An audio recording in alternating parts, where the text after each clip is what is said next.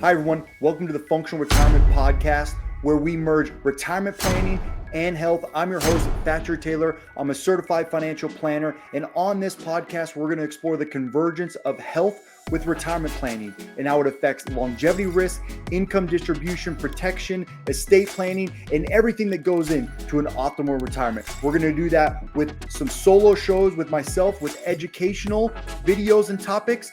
But we're also going to utilize expert guests in the fields of retirement planning and health. So without further ado, let's get into it. Hi, everyone. Welcome to the Functional Retirement Podcast. I'm your host, Thatcher Taylor. Thanks for tuning in. I'm here with the tax expert, Kevin Oleszewsky. Kevin, thanks for jumping in with us. Thatcher, really excited to be here today. Thank you for inviting me to come on. Oh, yeah. I'm happy to have you. So we met through Twitter. It seems like that's very common. And what you're putting out on Twitter, before we dive into all the tax stuff and all the financial planning stuff and the retirement planning stuff, you fascinate me like most people do that make a big switch in their life. So you're in your early 30s and all of a sudden you decide to get really healthy, which everyone knows I talk a lot about health, and health is the key component in retirement. Share with us and dive in however deep you want to about your health journey. It seems like you've started working out, you change your diet, you're losing a bunch of weight, you're feeling a lot better. Tell us all about it before we get into the nuts and bolts. Yeah, so I'd say, well, back up even further than that, right? I was an athlete for most of my life and got hurt, just kept eating the same way, right? When you're an athlete, nutrition wasn't as big as it was, right, 10, 15 years ago as it is now. So I was just eating whatever, met calories, just burning it off, right? Well, kept eating that way. And going to the doctor, but nothing said, hey, you need to stop doing that. And then I got, routine blood work at the end of last year and said, hey, your cholesterol's through the roof. Like, you're in serious, risk for heart stuff and strokes and stuff like that. Like, if you kept going, not that was happening today, but if you kept doing this, like this just isn't very good. Right. So, with my experience, right, I lost my dad when I was young. I was 12 years old. I lost my dad due to cancer. So I was like, I don't want my kids to be like that, right? If I can control something, I'm going to control, right? So literally, like the next day, my wife is a member of Beachbody. I was like, I'm not doing those workouts. I see her jumping around and do all these dance things. I'm not doing that. She's like, no, you got to look into it. It's not just that, right? And she was right. There's weight training. There's cardio stuff, right? There's body weight stuff, and then there's the stuff she does, right? I'm not that guy, right? So that was it, right? Just eating better. I needed to stop eating egg sandwiches 4 or 5 days a week. Stop eating pizza. Stop eating cheesesteaks all the time, right? You can't stop everything, right? If you don't eat it, you're gonna eventually just indulge on it and just go back to where you were. So eat it a lot less, right? Working out 4 or 5 days a week, and now I'm down. I just crossed the 25-pound mark last week of how much weight I'm down. I still want to lose another 5, maybe 10. If I get to 10, I'll be back down to my college playing weight, which would be pretty cool. But if I get to 5 and I can float between that, that 5-pound weight there, that's really what I would love. And I'm 4.6 pounds away from that. So that's really what I've been doing, and the reason why, right? Because I was pretty unhealthy and I didn't want my kids to grow up without a dad, right? So, or a very diminished dad, right? I feel like that's sometimes even worse, right? So that was the reason for all my change there. That's awesome, man. That's such a cool story. So it sounds like you went to the doctor. I mean, obviously you've had some personal experience with this. You've had some really personal situations that have led to the mentality. This almost set the stage, but you went to the doctor and got a bunch of blood work and your cholesterol changed and some other markers came into play. Is that right? Oh yeah, absolutely. Yeah. I mean, I don't know what I'm the least medical person you meet, right? I don't know. I leave that to my wife, who's a nurse and master's in nursing and all that, right? So I'm the finance guy. She's the nurse guy. I can rehab an elbow. I can rehab a shoulder. But other than that, I've got no idea, right? But some heart markers were coming back really high, like scary high. Some, my cholesterol was more than double what it should be, right? And it wasn't good. It just wasn't good at all. I didn't feel bad, right? But looking back, I must have, right? But I feel so much better, so much different now than I did then. But I didn't know I felt crappy then, right? I had no idea. But it's kind of like the little things, right?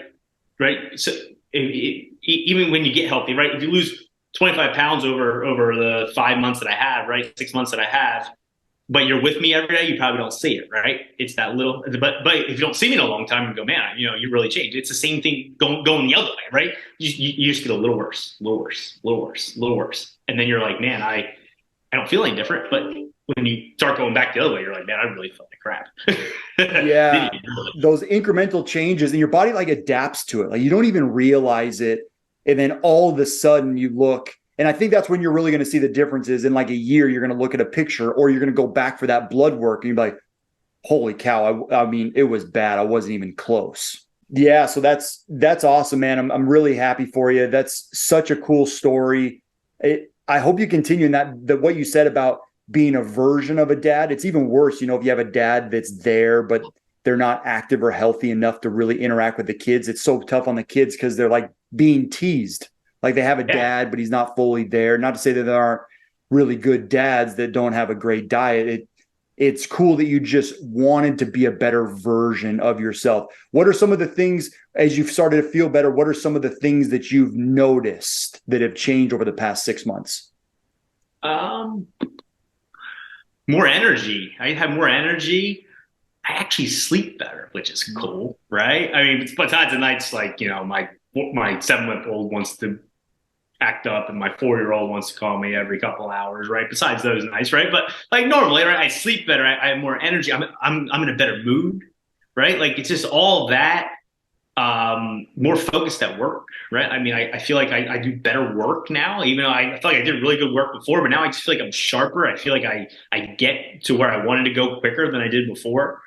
I just feel like I'm just more clear-minded with a much better diet. And not that I eat like, I only eat like, extremely clean. No, I had pizza over the weekend, but instead of having 4 pieces of pizza, I had 1.5, right? Like you have, like, it's all moderation is what I'm saying, right? And when people make these changes, you can't go 0 to 100, because guess what? You're going to go back to 0, right? It's got to be a lifestyle change that you can hold yourself to going forward, not just, I'm going to crash diet for 3 months. It'll work for 3 months, maybe the 4th. And then after that, you're going to start going back the way you were, because it's too extreme. You got to find a happy medium that works for you. Me, I found foods that are healthy for me that I actually enjoy. I found workouts that are good for me that I actually enjoy, right? I look forward to working out. I'm going to squeeze in a 45 minute weight and hit workout later on for one of the Beachbody programs that I'm doing now, right? It's that's key. You got to find what works for you. What works for me is not going to work for you, and it's for everything. Yeah, absolutely. You got to find it customized to each person. However, I think you touched on a few things. Sustainability, like creating some sort of system that you can maintain, not for a few months or maybe even a year, but for decades, that you can sustain over long periods of time. And then find something that you enjoy. There's so much stuff out there. It seems like you just got to make an effort to start doing it. But that's great. That's great. I hope you continue. And so this transitions nicely into what I like to talk about is retirement. So you're in your early 30s and I'm 37. So retirement for us seems like a long way away, but for someone that's like 50 that has got caught up in the life and kids and hasn't made a change, but now they're getting close to retirement and they want to, I think this is a good place to tell them that it's not age-based. Like what we're talking about isn't age-based. Like you can do it whenever. You just start now is going to be the most valuable thing. So I think that's really cool that you did that. Yeah, no, yeah, it's right. No matter what's the old saying, when the best day to plant a tree 30 years ago, is next best day is today, right?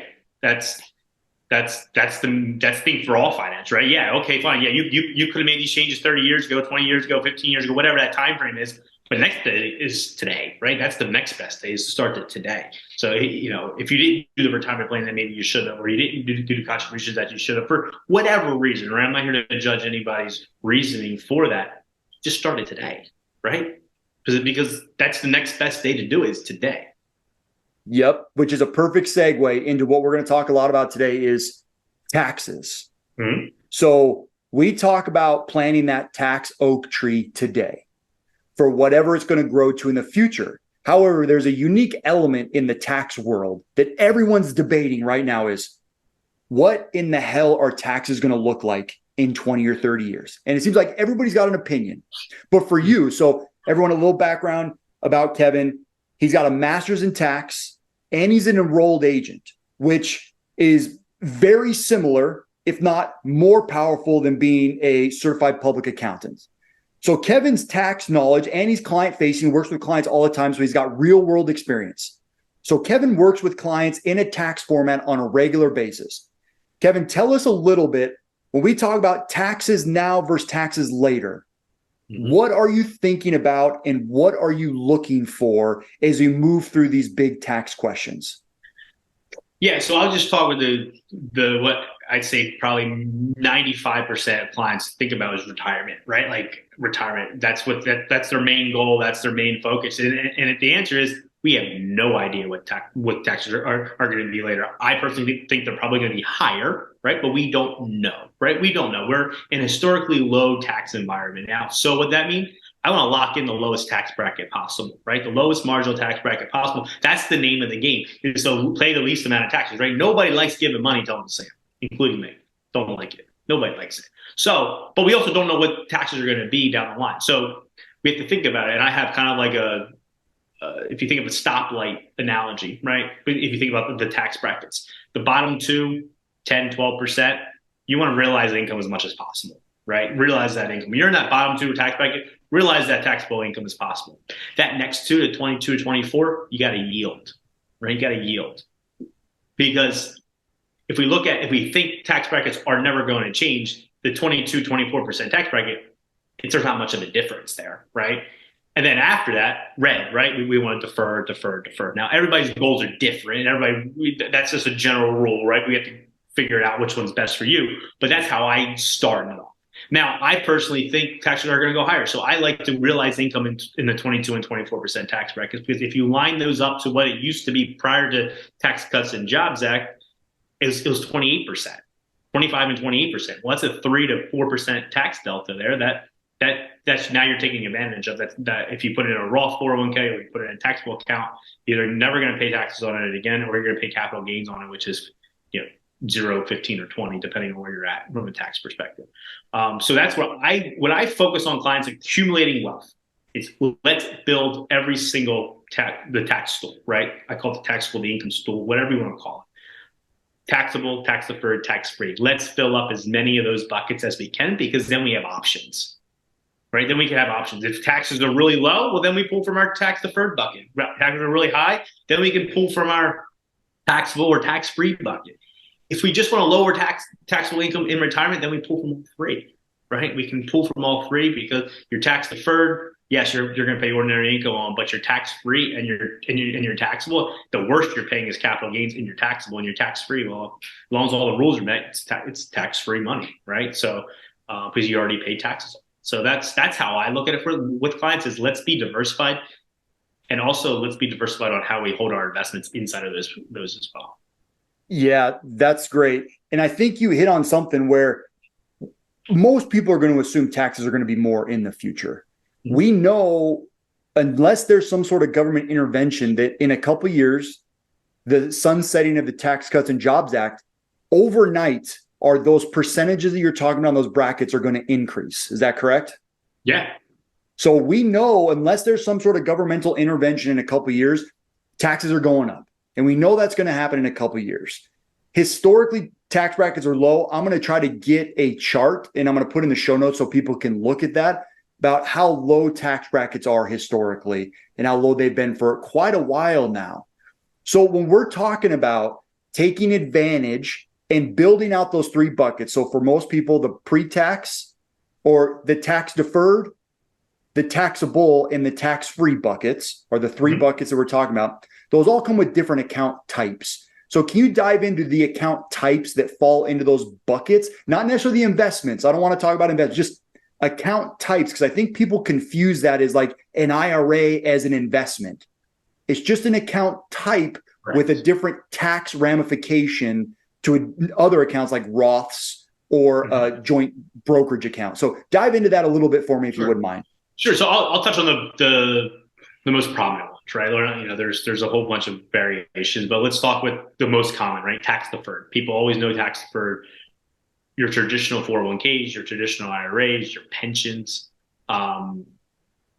SEP IRAs. I'd say they're probably the most common ones. I'd say 403Bs, 457s. Yep. If you're like a firefighter, police officer. Yep. Those are the ones where you are deferring taxes, which means you're not paying any taxes. So you're paying taxes on whatever tax rates are in the future.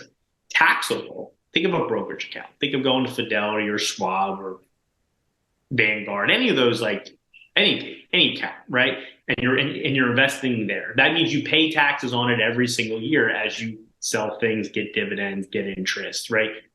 Sometimes your savings account is considered a taxable account. If you get over a certain amount of interest, then you get a nice tax form. Good for you. You get enough interest, now you get a tax form, right? Individual accounts, joint accounts, trust accounts, those account types, those account labels are going to be like in your taxable account bucket, where money that goes in, you've already paid tax on from a paycheck or from a sale of a property or something. And then after that basis or that money goes in is where the tax ramifications can happen. But there's no tax benefit for getting the money in those types of accounts. Nope. And then the tax-free bucket, right? I like to say it's the combination of the two, right? You get the deferral of the taxes on the growth, but you pay taxes on the way in. So you don't get a tax benefit for putting the money in, just like you don't get a tax benefit for putting money into a trust account or a brokerage account. You have to meet certain requirements to be able to have that deferral, that tax-free income, just like the traditional side. So that will be Roth IRAs. That'll be, you can even be life insurance. It could be Roth 401ks, right? Anything that starts with Roth is potentially tax-free money for you, right? You have to meet the rules, but Roth signifies tax-free. So those are the biggest ones there: the Roth IRA, Roth 401k, Roth 403b. There's a Roth 403b now. And then life insurance as well. Yep, absolutely. Okay, great. So now we kind of set that expectation. We'll maybe come back to this, but just for everyone, within those different account types is then when you start to choose investments. Yep. So you could have an IRA or Roth IRA at your Vanguard, Charles Schwab, Fidelity brokerage account. Then you could have your 401ks or your 403bs or 457s, and usually within those options, the investment options are provided for you, but they're basically the non-identical twin of any sort of investment that you can get at Fidelity, Schwab, or Vanguard. It's usually the same stuff. It's just some sort of institutional share class. So we'll come back to the investments within the accounts. But I want to go back to something you said before about those different tax brackets, how we want people to start thinking about your income or how much money you're making and how you want to maximize tax brackets. So for everyone, that we all talk about the tax brackets is 0%, 10%, 12%, 22%, 24%. What does it go to? The 32, then 34%? 32, 35, 37. 35, 37%. So those are all the brackets. But what you actually pay in taxes is usually something a little bit less, or your effective tax rate. Yep. So we want to talk about how you want to maximize those brackets based on your income to make it more valuable for you in your tax planning. And I think this goes into what we mentioned before, paying taxes now versus paying taxes later in retirement. So tell us the thought process and some different techniques that we can use to maximize the brackets, or what we should be thinking about depending on the bracket that we're in. Yeah, so I think the key thing is the lower that we're in the bracket, the more that we want to realize income, right? Because we want to, again, lock in that lowest tax bracket. So if we're in the bottom two tax brackets, right, 10 and 12%, we want to realize income. So Roth IRA, and then once Roth IRA, Roth 401k, whatever one you want. And then if we want to put money into a taxable account, which trust, revocable trust, or regular brokerage account, right? All of our cap gains are actually 0% because we're in the two lowest tax brackets. So even as we're realizing gains there, we're not paying taxes on it. So essentially, it's like a Roth account. Now, it could switch in the future if we make over that amount, right? And then when we get to the middle two, this is where we want to have a conversation, right? This is where we want to have a conversation about things, right? What is your retirement goals, right? When do you want to retire, right? Because from a tax perspective, there's not all that much of a difference benefit between tax deferred, tax free, right? from there, because you're in the 22, 24% tax bracket. Even if you slide down to the 22, it's only a 2% difference, right? It's not a big difference where the flexibility will outweigh that tax benefit. You don't want to just do things just because of a tax benefit. Tax benefits are nice. Tax benefits may be a reason, but it can't be the only reason. And right? this is where these conversations are the most difficult ones with clients, is because a lot of times when you're in that bracket, kind of that 22 to 4% range, a lot of times it kind of becomes personal. It becomes political. Like who's willing to pay more taxes now or who's willing to defer taxes, but also comes with strategic thought processes of how much do they understand about how much are they really going to save in the future versus how much they're going to save now. Like what are their future distributions going to be from retirement accounts or IRAs? Like how that all plays in this range makes the conversations far more elaborate and complex. There's more elements, but yeah, continue. It does. And then I would even add in when they want to retire, right? Because if you want to retire prior to 59 and a half, well, yes, there's rules. There's rules for your traditional side and your 401k and all that stuff that you can take advantage of once you hit 55, right? There's rule 72G. There's the 55 age rule, right? But you really lose some flexibility where maybe saving in the brokerage account is actually better for you because you can take money in and out whenever you want. Make sure that we're getting maximum flexibility. Because flexibility in retirement, flexibility throughout your financial life is key. It is probably the most important thing I would say than anything, right? But you can control. You need to focus on what you can control, right? So you can control how much you're putting away. You can control where you're putting it, and you can control diversification. You can't. After that, really can't control it too much. Right. So that's where I focus on, okay, what is your retirement goals? What is your goals? Not necessarily retirement. What is your financial goals? Right. Do you want to go buy real estate? Do you want to, retire before 59 and a half? Do you want to pay for college? You want to do all this stuff? Well, that depends on where we want to put our money. So those are the conversations that we're having for those tax bracket. And then the 32, 35, 37 becomes, I think, sometimes even more political than the 22 and 24% because it's, well, if I defer this, then I might be paying at 50. Okay, it's a valid point. You might be paying at 50. But to me, the probability of you actually being in a lower tax bracket is probably more than that. But again, that's that conversation with the client on how do they feel.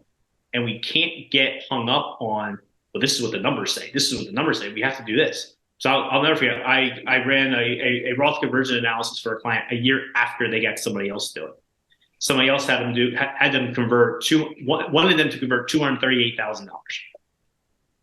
Mathematically, that was the exact number that they needed to do it. But guess what? They didn't want to pay the extra tax, that much tax. That's a huge tax bite for them. So I ran and I said, well, what if we do $50,000 over the next 5 years? Right? They said, well, I like that. It's only extra $10,000 a year, right? The difference in assets in their plan was only $100,000 out of their $4 million that they had. Pretty immaterial at that point, right? But it got them to do something, right? Our job as advisors is to get them to do something. It's better than nothing, right? There's nothing, and then there's the optimal, and most of the time we're somewhere in the middle, right? To me, our job is to at least get them in the middle. If we can get them to do something, right? The $283,000 was actually better, right? But the 50 felt better. Right. So that's our goal too, is have those conversations throughout the tax brackets and figure out what makes them feel the best. And we know in our mind what's the most optimal. So how can we get them the most closest to the most optimal with actually getting them to do something?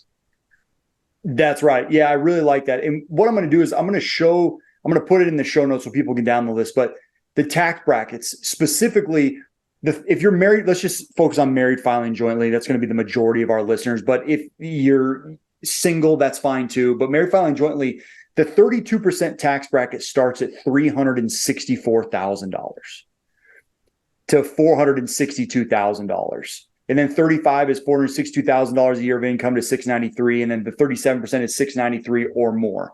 So this is what we're talking about. If you're in those higher brackets, $364,000 a year of income or more, the first question that we have to ask is, when do you want to retire? And then the second question is, do you think your retirement income need is going to be more or less than those numbers? That's kind of where we want to go first. And that's why I think you're saying the 22 to 24% tax bracket is so great, because the 22% tax bracket starts at $89,000 and the 24% tax bracket ends at 364. So between 89,000 and 364, those two tax brackets, 22 to 24, that a lot of people are going to fall into, that now are really starting to project out. When do you want to retire? And do you think you're going to need more or less than this in retirement? And that's where the big decisions come from. So then it falls into, do you want to do Roth conversion so that money's tax-free in the future? And I think you're really onto something with really diving into projecting, making sure someone does something as opposed to doing nothing because they're too overwhelmed with a big tax bill. Yeah. People come to me, how much should I convert? How much do you want to, what's your tax appetite for it? Right? That's key. I can come up with a number, right? $283,000. That was mathematically the correct number. Wasn't behaviorally the correct number. Right. Yeah, that's a great way to look at it. Your tax appetite. And everyone's tax appetite is different. And so let's dive in a little bit to that. So the Roth conversion, we mentioned it a couple times. So Roth conversion is being able to take tax deferred dollars from an IRA or even a 401k, taking the money out, paying the taxes now, and moving that money automatically or very quickly over to a Roth IRA or a Roth 401k in some cases, where you now can have the growth fall in as long as you don't break the rules, like the 5-year rule and some other rules. They fall in now distributing money completely tax-free. And a Roth conversion seems like it's a very common tactic lately, especially coming into retirement. So tell me a little bit about how you think about Roth conversions, how you apply them, even past what we just discussed about a quick analysis. Tell me a little bit more about your thought process on Roth conversions. Yeah, so my analysis on Roth conversion is not just for you. I actually think about Roth conversions for the next generation. That's where I think we actually do the Roth conversions for. Because generally we don't want to touch those Roth assets, right? If we have all these assets that we want to pass on, right? Well, Roth assets is a very tax efficient asset to pass on. Yes, it still gets calculated into your gross estate and your taxable estate, and yes, they still take it out in 10 years, but guess what happens when they take it out in 10 years?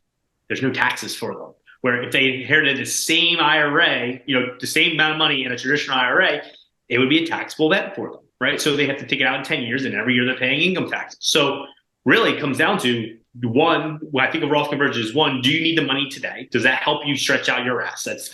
Sometimes it does. Two, if you want to leave it a legacy, this is a great way to leave a legacy. And three, cash flow needs. Do I have a taxable account that I can pull the taxes from? So I don't necessarily want to take it from the Roth conversion itself, right? I want to convert as much as possible. So I want to take the taxes from a different bucket. And two, do I need all of my RMDs? If I don't need all of my RMDs, right, I'm being forced to take more than what I actually need because my IRA is so big, well, then I'm just accelerating tax then. I might as well accelerate tax now when I can control it. Because that will potentially lower my RMD, where now Roth IRAs don't have a required minimum distribution. Traditionals still do because, well, the IRS wants their tax money. That's the only reason for it. They go, we allowed you to grow this tax deferred enough. We want our money. So that's why they force you to come out. So that's where I think of it as is a legacy goal in cash flow too, right? That's where I really see the biggest things there is, I can make this nice big tax-free bucket for my heirs. Yeah, that's awesome. And let's dive into even just a little bit deeper. Just to reiterate, for people who don't know, the pre-tax bucket, or like your pre-tax 401k or pre-tax IRA, that's yours. That IRA account belongs to you. It's attached to your Social Security number. As you age, you hit certain dates where you have to take some money out and put it on your tax return. In addition, if you need to take any extra dollars along the way, that all goes on your tax return. But what happens when you pass away with a pre-tax account, it goes to your spouse, most likely. Then they got to pay taxes and have required minimum distributions. And then if they pass away, it goes to the beneficiaries, which they have to pay taxes and take out all the distributions in a 10-year window. So that just keeps going down the line of someone having to pay taxes, where the Roth is different. The Roth is all tax-free. It goes to your spouse tax-free. It goes to the heirs completely tax-free. They may still have to take some money out, but it's completely tax-free. So I think that's just a unique benefit that the Roth IRA presents, where it does give you that control, and it protects, if you care about real estate planning, want to protect your family and your legacy, it's a huge benefit to protect the people around you. But to dive into the other piece you mentioned about required minimum distributions, there's the option of a qualified charitable distribution. Correct. So going back to your balance, the first thing you said in the podcast is you want to have balance between these buckets. If you're charitably inclined and you convert too much, you lose the opportunity for a qualified charitable distribution. Tell us a little bit about QCDs. Yeah, so qualified charitable distributions, or QCDs, right? You can do up to $100,000, I'll call it, per person, right? So you're a married couple, you can do $200,000, but it has to come from each of them. It can't come from $200,000 from one spouse and nothing from the other. It's got to be $200,000. You know, if you do $200,000, it have to come from $200,000, $100,000 from each of them, and it's essentially a Roth conversion that you don't pay taxes on, that goes to charity, right? Because you take money out, you never pay taxes on it, it goes to charity. To get too technical, right? It's essentially an above the line deduction for you, which means it just gets taken off of your income completely. It doesn't even show up from a tax perspective. So if you didn't have any tax deferred assets, though, you couldn't do it, right? You could still give money to charity, but if it's all tax free, it's all the same. Where now you deferred, say you were in that higher tax bracket and you deferred at 37%, and now you gave $100,000 away. You essentially got two tax deductions there, right? You got a tax deduction for when you put it in at 37, and then you got another tax deduction at 37% when you took it out, because you never paid taxes on it. So you never paid taxes on that money. Yeah, that's right. And just to be clear with everyone, a big tip for maybe both of us: if you have a Roth IRA, giving your Roth IRA to charity or gifting any money from a Roth IRA to charity is a very bad idea, because a charity is a tax-free entity. So that's the reason why you like using pre-tax dollars, is because you get to avoid paying the taxes, and then the charity also gets to avoid paying the taxes from that gift. So that's why utilizing some tax-deferred money, if you're charitably inclined, to be able to give $100,000, up to $100,000, or a little bit less, whatever you want, to a qualified 501c3 is a really advantageous way. And that's why planning now or earlier to build out those strategies is really important. Now, how far back, what do you think is the right age to really start digging into that type of planning and preparation for retirement? So you mean building out all three different? Yeah.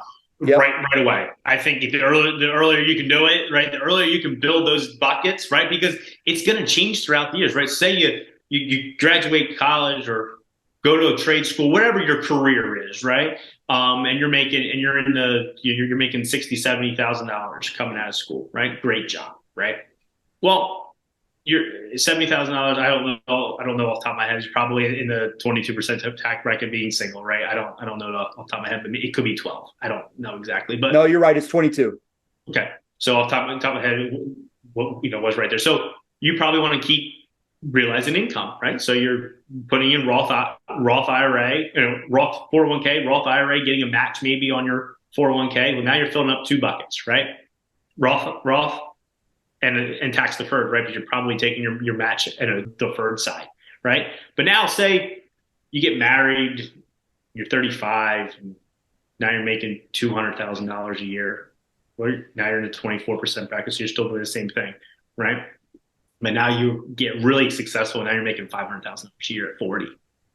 Now you're probably going to go deferred, right? You're probably going to defer the money at that point. So it's going to change throughout the years as your income changes on where you're going to put your money. But if you keep steadfast on, I want to build as many different buckets as possible, well, then you're going to build as many different buckets as possible, right? As your career changes, that's how your contributions are going to change as well.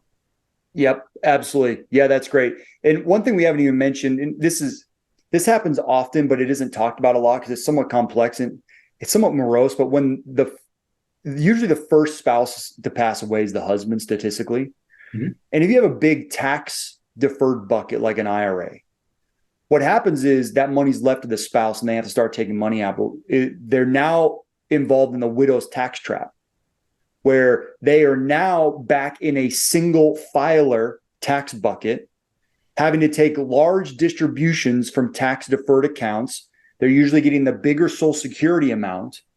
So going back to your legacy and developing this plan for your beneficiaries is your spouse could get hit with gigantic tax bills once you pass away because of too much in tax deferred accounts. How much do you run into the widow's tax trap? I'd say it happens quite a bit, right? It happens a lot later. I would say it doesn't happen for all that long, typically, right? Husband passes at 83. You'll get married for that year. You'll get qualified widower for the next 2 years, and then maybe I'll say the wife at this point gets that next another 2 years after that. So it's only for 2 years that you have that problem. But it does happen all the time. So, but it's typically not as long, but it can be, right? Say husband dies at 83 and wife dies at 95. I mean, there's a good 7 years there that she's paying a lot more taxes just because she doesn't have a choice, right? Where if you had those other buckets, now you have choices, right? You take your R&D, but then you take the rest of your income from somewhere else. Absolutely. Yeah, that's great. So we've talked a lot about IRAs and kind of 401ks lumped together, pre-tax and tax deferred and tax free. But let's talk about taxable. And one thing that I see often is capital gains taxes. Mm-hmm. And I want to talk about capital gains specifically is because it has somewhat of a unique calculation about how capital gains stack on existing income. It's kind of stacked right on top. So tell us a little bit more when we're dealing with taxable accounts, how we mitigate capital gains tax and how that calculation all works, if you could. Yeah, so capital gains tax, you want to, as you're repositioning portfolios, right, you want to be mindful of that, right? Because it's all about after-tax return, not necessarily, I got 9%, but then I paid 3% of it in tax. No, you didn't get 9, you get 6, right? So it's all, keep in mind that, and if I can, because you always want to keep rebalancing as always, right? You always want to keep your asset allocation to where meet your goals, right? So as I'm trying to rebalance, I'm also trying to find losses as well, right? So tax loss harvesting at the same time. Now, we don't want to just do it to do it, because if you have a big dip and then a huge spike, well, now you just took all these losses and now your base is a lot lower and it's a whole big problem down the line, right? But for now, for conceptually, right, as I'm picking and choosing, right? I'm selling Apple and I'm selling this one and nets out to maybe $1,000. And also you want to be mindful of that net investment tax, right? Net investment income tax on top of that. So if you make too much money, or you make $250,000, you're going to get hit with an extra 3.8% on top of that. So the actual top tax bracket for capital gains is actually 23.8%. So you still lower than your income, right? Still lower than income taxes if you're up to that time, but it is still something that you want to be mindful of while you're repositioning your portfolio. And maybe you want to be more growth oriented or whatever, right? It just depends on your goals, but you want to be mindful of that. Yep, absolutely. And then how often at your firm does your firm utilize a lot of ETFs and mutual funds in their investment portfolios? Do they do a lot of individual stocks? So I'd say it's advisor specific, right? Mm-hmm. So I would say they can build their portfolios how they like. Yes, we have sleeves of managed accounts and we have sleeves of mutual funds. We have sleeves of ETFs, right? But I would say on what it is comprised of is really advisor specific. Yeah, absolutely. Yeah, because it could come from really any type of investment. The IRS doesn't really care with capital gains what you sell or what is utilized when it comes to your taxable accounts. You can sell stocks, mutual funds, ETFs, UITs, bonds, any asset that you have within a taxable account, you're exposed to the potential capital gains and maybe dividends too. We haven't even got to that, but capital gains. So when you're selling off assets, I think people need to be really aware. What are some good tips or advice that people could take with them as they start to work with their own portfolios and maybe are managing their assets on their own? So I don't have all that much tax prep experience, but I do have, some. And I'd say the biggest thing is the wash sale rule, right? You got to know the wash sale rule, right? If you sell something that is substantially like something else, you can't take that loss, right? So if I sell and I had a loss on Apple and I bought something else that was pretty much the same exact thing a day later, now that loss is negated, right? So you have to know the wash sale rules, right? 30 days, wait 30, go on the 31st day, before and after the sale, right? So if you buy them before and buy them after, right? You kind of have to get both sides of that, not just one side of that. So that's, I would say, is the biggest thing people need to realize and think about. Because I can't say how many times I say, oh, we got a $100,000 loss. Yeah, but now you got a wash sale. So it doesn't matter, right? Because you sold whatever large cap fund and now you bought a different large cap fund. It's the same thing, right? They hold generally the same stuff. So that's something that I would say is probably the biggest thing I would make people aware of. Yeah, absolutely. And so just in dealing with numbers, to give people an example, say you buy something on the 1st for $100 per share. Mm-hmm. And then over the next 29 days, it drops to say $5 per share. Mm-hmm. What was my first example? Or $100, say it drops to $50 per share. Mm-hmm. And you go, oh, I want to take that loss. At that moment, you can sell and take that loss of $50. Sure. But you have to wait from that point 31 days to buy back in. Is that correct? That's correct. Where you can't turn around, you have to wait. And if you're going to buy something quickly, it has to be non-substantially identical. Correct. In the individual stock world, it's pretty obvious. Like if it's Apple, just don't buy Apple. You could go buy another tech company if you wanted, but it just can't be Apple. But in the ETF and mutual fund world, it's a little bit more difficult. There's like kind of a weird gray area where there's like, what's the correlation? How much do they compare? Are they in the same sector? Are they a different company? Do they have a different fund manager? But in general, if you buy the S&P 500 from Fidelity, sell it, and then buy the S&P 500 from Vanguard, and you get audited, you may be in trouble. But the key here is you can't buy anything back for 31 days. Correct. That is the key. And I would even say, right, if you sell Apple, I wouldn't even go buy Microsoft. Too close. Right. It's just too close to me. Right. I would go buy Facebook. Right. Not that I'm making stock recommendations, right? But I'm saying, right, that's how different it's got to be. Right. If you sell Apple, go buy Facebook or something, right? Another tech, go buy Tesla. Right. Go buy something else that I would say is in the tech realm, but not that specifically close to it. Right. And then now we're even getting down the rabbit hole of how quickly do you need to buy something? Like in the long term of this game, the grand scheme of it, you can maybe wait 30 days, 31 days. In the grand scheme of growth and building portfolios as long-term investors, we just want to utilize the tax loss harvest as an opportunity to maybe offset future gains and maybe take a little bit of income if there's no gains to offset. That it's a cool strategy, it's a cool tool, but in the long term of this whole thing, you start to ask the question, how much work do you really want to put in? How much advantage are you getting by doing too much over trading? So just something to think about, but I think you explained it really well. Yeah, and even think about your waiting time period too, right? Say you take your $100 and say it's Apple. I know Apple's trading much more than $100, but let's say it's down to $100 and it goes to 50 and you sell it. And then you wait 31 days and it's back up to 100. To me, you still won because you took a $50 loss per share and you bought it back to what you bought it at. It's a win, right? It's a win there. So even if it goes back up to where it was before, like you still captured that loss because now maybe it goes to 150, right? Your basis is 100, you got a $50 loss. Now you go to 150. Now you probably sold it for nothing. Right? You made money, but you pay no tax. That's a perfect example right there. Yeah. So that's the whole advantage is that $50 loss you took, you buy it back at 100 and it goes to 150 and you sell it again. That $50 gain is offset by that $50 loss. And that's the whole point of kind of that tax loss harvesting component. Yep. Well, awesome. So we're getting kind of close to the end here. We've talked about a bunch.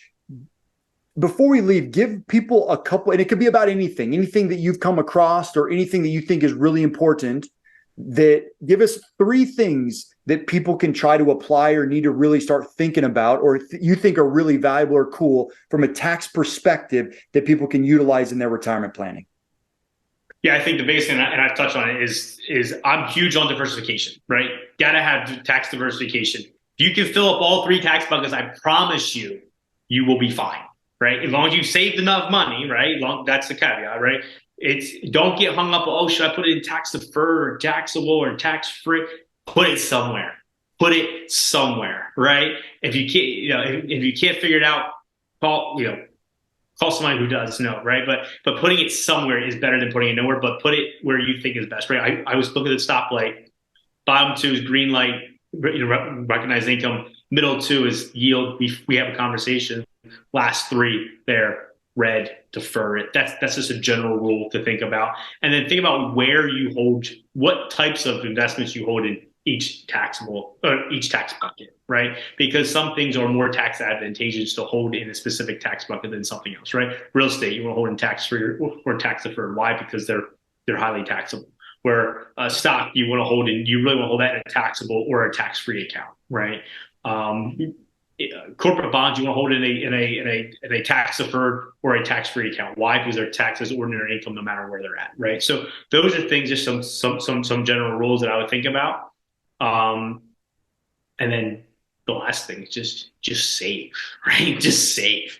Save early, save often, focus on the things you can control. If you focus on the things you can control, you will be fine, right? What can you control? You can control how much you put money in, how much money you put in, and how diversified you are. Everything else,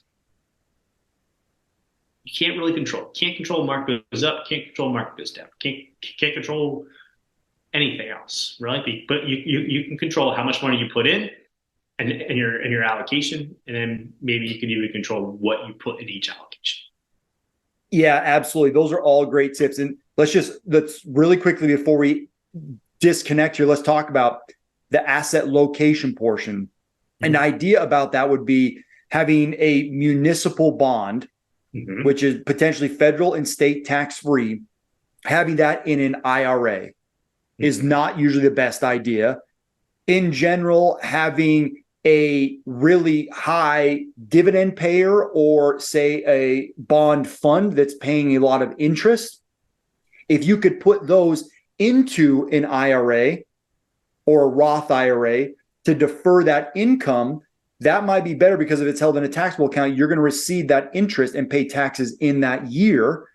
Having growth stocks in different places, having the right assets in the right place. Could you talk about that a little bit?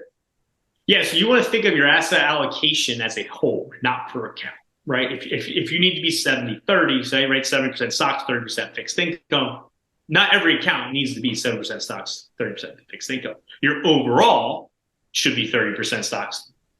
7% stocks, 30% fixed income, where your IRA might hold 50-50, might hold 50% stocks, 50% bonds. Right? And then your IRA might hold 100%. Your Roth IRA might hold 100% equities, and then your brokerage account might hold more cash because you kind of need it for other things, right? But you want to look at it as a whole. That's how you want to look at from an asset allocation, asset location standpoint. You want to be tax efficient on where you hold things, such as, right, as I said, real estate and tax deferred, tax free. Growth stock you can really hold anywhere, but traditionally you want them to be in your taxable or your tax free. Tax deferred, you really want your traditional corporate bonds to be in there, right? Because if you hold them in a taxable account, guess what? It's ordinary income. You hold it in a Roth IRA, in a traditional IRA, it's ordinary income. So you might as well shield the income wherever it's going to be. Because if you think about it, the growth in a traditional IRA is being taxed as ordinary income. If you think of it that way, right? Because all that growth is going to be taxed as ordinary income when you take it out. Where in a traditional IRA, where in a taxable account or a Roth IRA, it's either going to be capital gains at worst or tax free. So your high growth stuff you want to put in your taxable and your tax free. Your stuff that pays a lot of income, you want to put in your deferred or tax free. Absolutely. Yeah, that's awesome. So that's really valuable stuff. I think you've given a lot of stuff for people to think about, really actionable steps that they can take to kind of build their retirement out. Anything you want to leave? I'll give you the last words. Save early, save often, and you'll be fine. Couldn't agree more. Thank you, Kevin. I appreciate it. I will, for everybody, I'll put in the show notes all of Kevin's information. You want to reach out, maybe ask him some more questions, all of his social media. You can find him most likely on Twitter and LinkedIn, right? Twitter, LinkedIn is my two most. Twitter's, it's all on my phone, so I have access to it all at all times. Yep. Yeah, go check him out on LinkedIn and Twitter. Twitter, he's doing some great stuff out there. That's, again, how we connected. So if you have any questions, feel free to reach out to Kevin. And thank you, man. I appreciate it. Really valuable stuff. No, I really appreciate you having me on, Thatcher. Hope we can do it again soon. For sure. See ya. See you later.